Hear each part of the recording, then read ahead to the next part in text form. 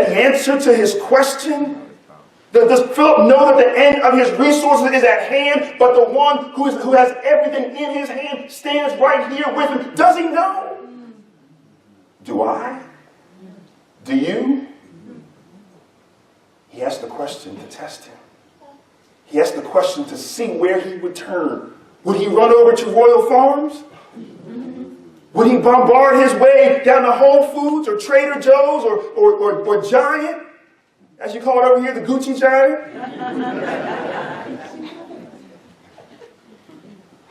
Or would he turn to the one who's able to handle all things? Large crowd is coming, Philip. What are we going to do? And Philip said, 8 months of wages wouldn't be enough. If we worked overtime and double time, you know it's a snowstorm, so that's double time. If we worked 8 months, we wouldn't have enough resource. We would not have enough money. We would not have enough food for all these people. That makes me anxious. That makes me nervous. That makes me wonder what's going to happen next. I'm at my wit's end. All has run out. And then one of the disciples, Andrew, Simon Peter's brother, said to him, there is a boy here who has 5 barley loaves and 2 fish. But I shouldn't even mention that, because that's not enough. I don't even know why I would bring that up, Jesus, because it's just 2 fish and 5 loaves for 5, 10, 15, 20,000 people. That's not enough. Jesus says, have them sit down. There's a whole lot of grass, because it was a big area. So the men, I don't know what happened to chivalry back then, so the men sat down. About 5,000 men, the women and the children are standing looking over them. So the men sat down, about 5,000 in number. Jesus then took the loaves, and when he had given thanks, he distributed them to those who were seated. So also the fish, as much as they wanted. And if we can just take a seat here in verse 11 for a second. They're at their wits' end. Their resources have run out. He asked a question, asking, wondering, seeing if Philip would know where to turn for answers when all was done, all was gone, all had been used up. They were in over their head. Wanted to see where he would turn. Jesus said, have a seat. Give me the little bit that you have.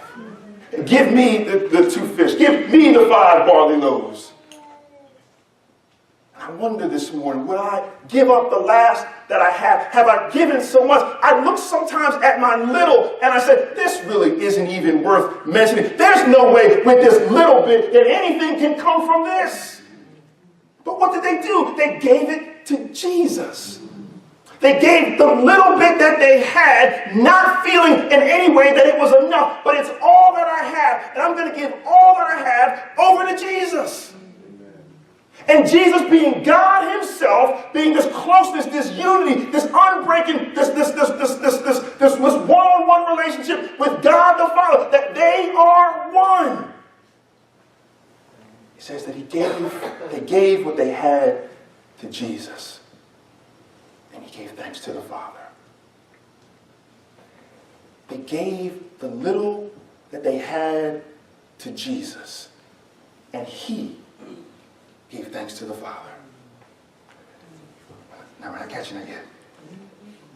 See, our lack is not in our resources. Another job might not be the answer. Another relationship might not be the solution. The quick fix that you were looking for, that we're hoping for, that we're praying for, that might not be what God has in the cards. But Philip, do you know where to turn?